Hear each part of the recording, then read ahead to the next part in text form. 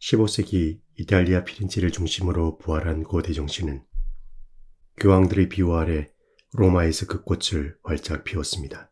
그런데 꽃의 만개는 다음 계절이 성큼 다가오고 있다는 것에 대한 예고입니다. 르네상스의 찬란한 향기가 이탈리아는 물론 알프스 이북 지역까지 그윽하게 퍼져 있을 무렵 인류의 역사를 바꿔놓을 엄청난 사건이 일어납니다. 가톨릭 교회의 부정과 성직자들의 부패에 대해 독일의 사제 마틴 루터가 공포한 95개의 반박문이 불씨를 당겨 종교개혁이 일어났습니다. 종교개혁의 불길은 삽시간에 전 유럽에 퍼져나갔으며 가톨릭과 개신교 간에 벌어진 종교적 갈등은 나라와 나라, 계층과 계층 사이의 무력 충돌로 이어졌습니다.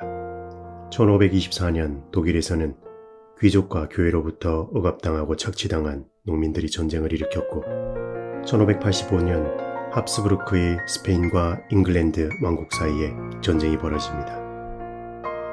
1562년 프랑스에서 벌어진 구교와 신교 사이의 위고너 전쟁이 무려 36년 동안 지속이 되었고 가톨릭의 수호자를 자처하며 개신교를 탄압한 스페인에 저항하여 1572년 블랑드르 북부 7개 주가 전쟁을 일으켜 네덜란드로 독립합니다. 한편 로마 가톨릭은 종교개혁의 혼란을 잠재우기 위해 1545년 북부 이탈리아 트렌테에서 공의회를 개최하여 자신들이 저지른 신학적 오류를 근본적으로 바로잡고 이제까지 행해진 폐습을 개혁하기 위한 강도 높은 조치들이 논의됩니다. 그리고 공의회에서는 신자들의 신앙심을 고양시킬 목적으로 미술을 적극적으로 이용해야 한다는 지침이 내려집니다. 이러한 반종교개혁의 역사적 배경에서 태어난 미술 양식이 바로크입니다. 교회에서의 미술품 사용은 언제나 민감할 수밖에 없습니다. 우상숭배의 문제 때문입니다. 가톨릭 교회는 이단에 빠질 위험 요소를 철저히 제거하고 신자들이 신비로운 종교적 체험을 할 수 있는, 그래서 그들의 마음에 열렬한 신앙심이 불붙을 수 있도록 교회를 화려한 미술품으로 꾸미게 됩니다.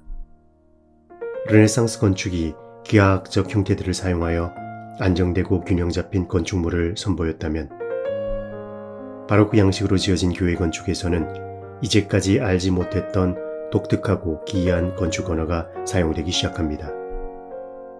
로마 바로크 양식을 대표하는 건축가 프란체스코 보로미니는 산 꽈를로 알레 꽈트로 폰타네 교회를 설계하면서 평면이 아니라 오목과 볼록이 반복되는 입체적이면서 운동감 있는 파사드를 탄생시킵니다.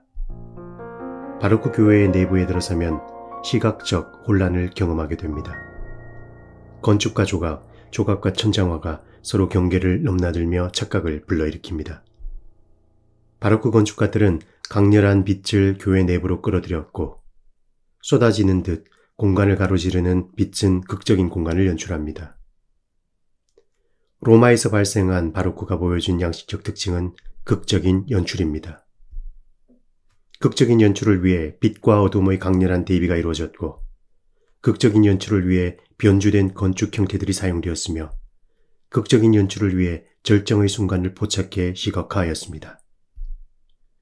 반종교개혁의 움직임이 탄생시킨 로마 바로크 양식의 극적인 연출은 알프스 너머 프랑스 열대왕정에 의해 수용됩니다. 프랑스 열대왕정 하면 루이 14세를 떠올리게 되고 루이 14세 하면 화려한 베르사유를 떠올리게 됩니다. 루이 14세는 파리에서 남서쪽으로 20km가량 떨어진 베르사유에 자신을 위한 왕궁을 짓도록 합니다. 원래 이곳은 늪지대로 루이 14세의 아버지 루이 13세가 사냥을 즐기던 별궁이 자리하고 있었습니다.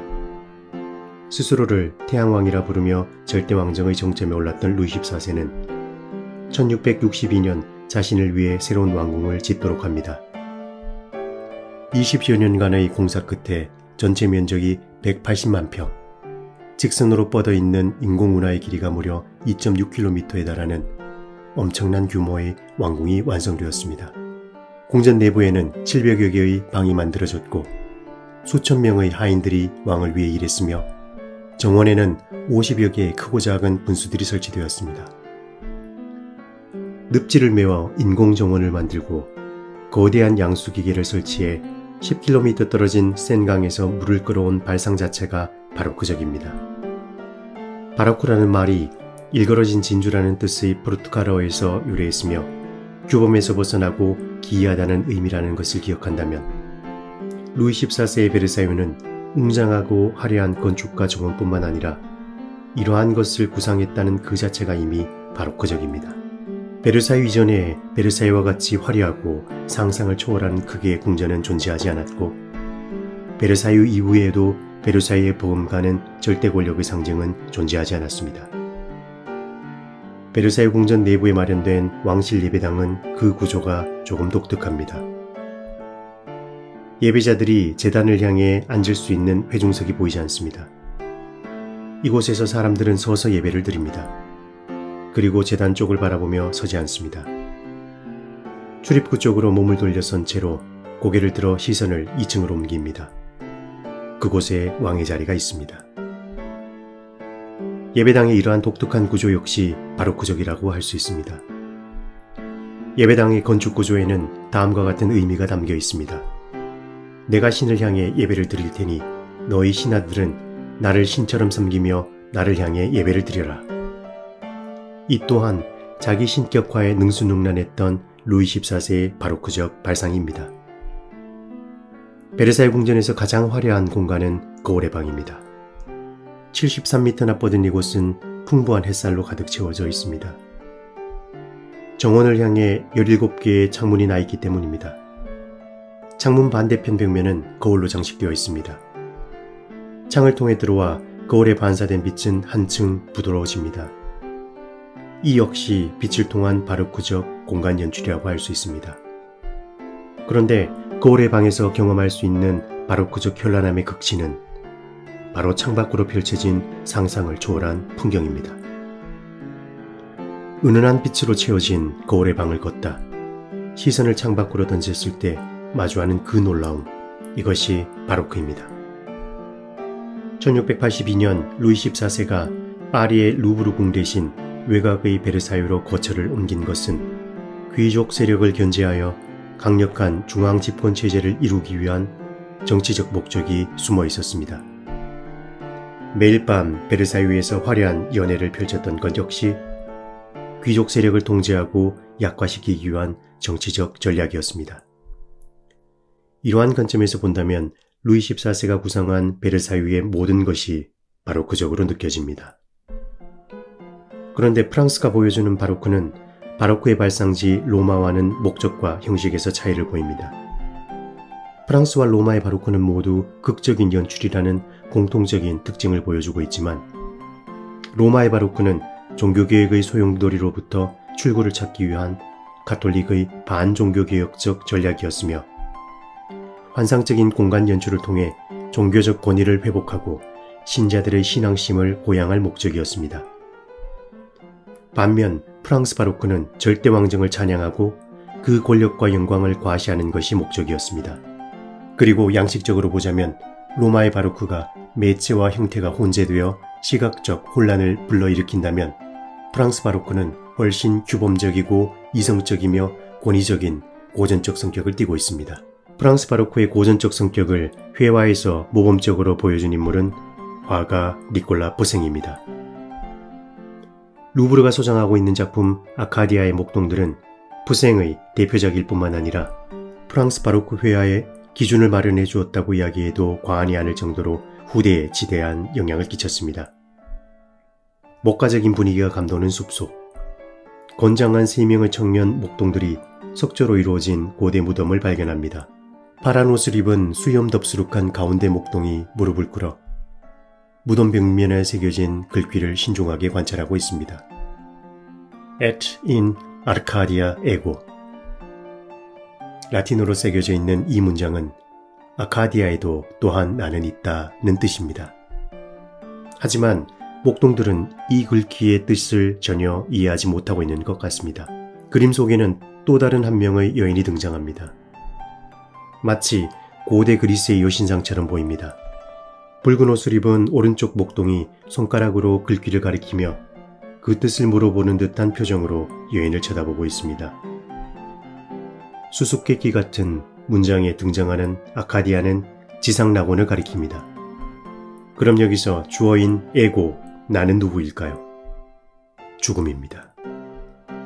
그 뜻을 풀어보면 나 죽음은 아카디아, 지상 낙원에도 또한 존재한다입니다. 풍요롭고 행복한 지상 낙원에서도 모든 인간은 반드시 죽을 수밖에 없다는 죽음에 대한 경고, 메멘토 모리의 주제가 담겨 있습니다. 죽음을 기억하라는 경고는 곧 삶에 대한 경고이기도 합니다. 작품에 담겨 있는 고전적 소재와 교훈적 내용에서도 프랑스 바로크의 고전적 성격을 읽어낼 수 있지만 부생의 화면 구성과 인물 묘사를 보면 그러한 특징이 더 분명하게 드러납니다. 그림 속 인물들은 모두 고대 조각상처럼 깎은 듯 잘 다듬어진 이성화된 신체를 보여줍니다. 저 멀리 후경에는 풍요로운 산이 보이고 화면 중앙에는 고대 건축을 닮은 육중한 무덤이 놓여 있어 그림 전체에 안정감을 부여합니다.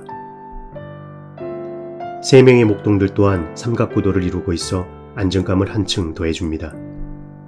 뿐만 아니라 우측에 등장한 여인 역시 가까이에 있는 두 명의 목동들과 더불어 삼각구도를 형성하고 있어 작품 전체에 안정감과 균형감을 끌어올립니다. 화면 전체에 조화로운 통일감과 일체감을 만들어내는 색채 사용에도 주의를 기울일 필요가 있습니다.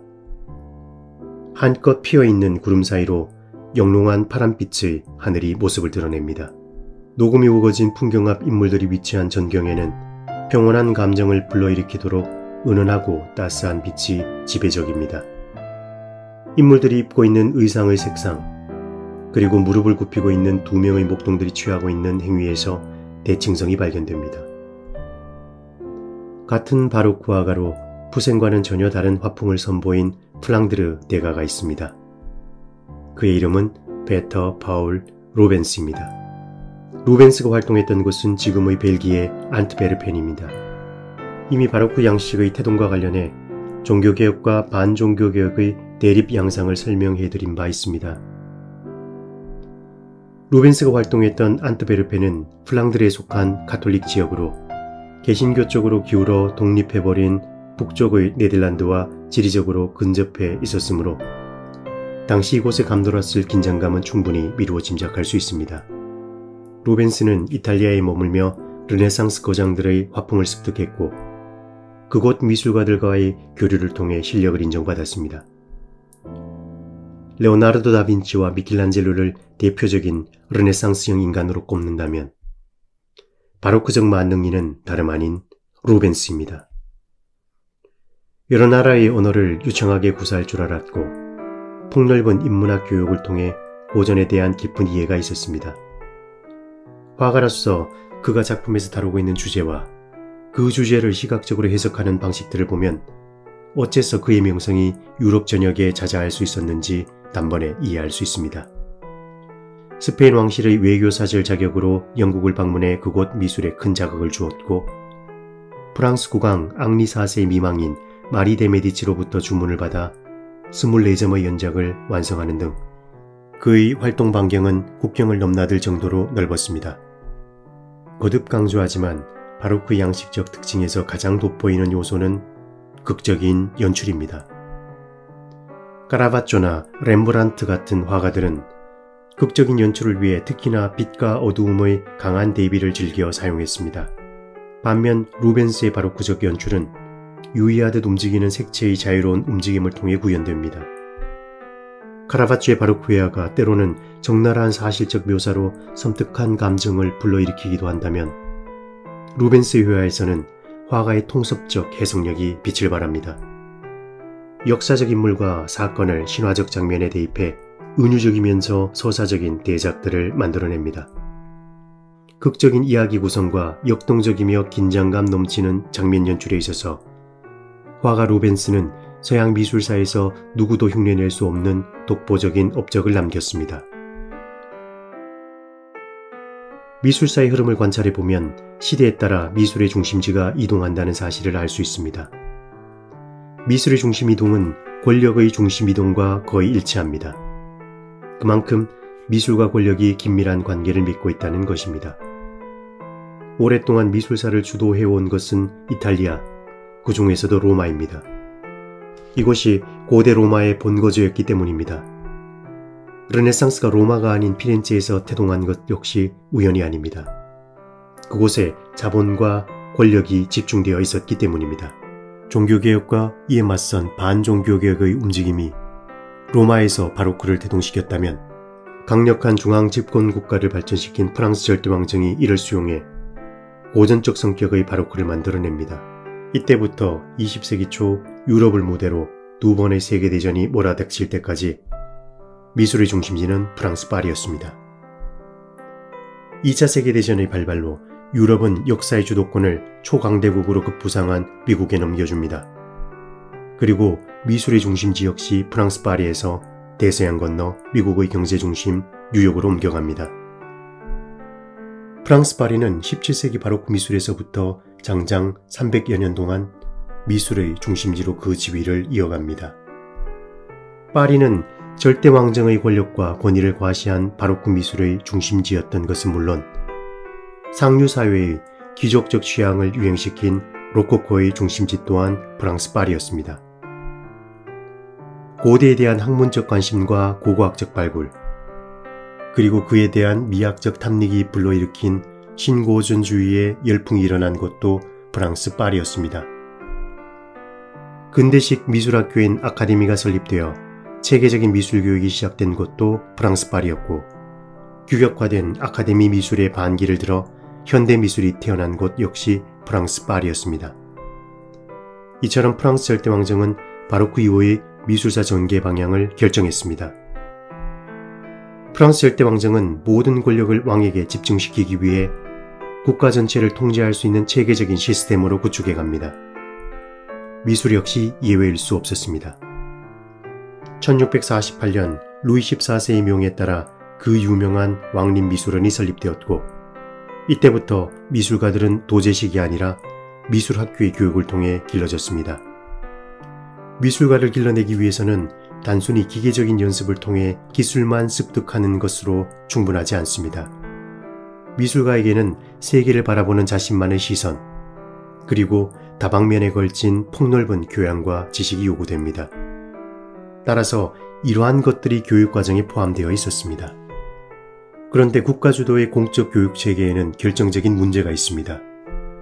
왕립미술원은 절대왕정의 정치적 목적을 추구하고 그러한 역할을 수행할 충직한 미술가 양성을 목적으로 하고 있었기 때문입니다. 절대왕정의 통제 아래 세워진 아카데미는 차츰 문화권력기관으로 변질되었고, 결국 프랑스 혁명이 발발한 이후 그 계급적 성격 때문에 폐쇄되고 말았습니다. 왕립미술원의 교수들은 학생들이 추구해야 할 미적 관념을 이론화하여 가르치면서 두 명의 거장을 모범으로 삼았습니다.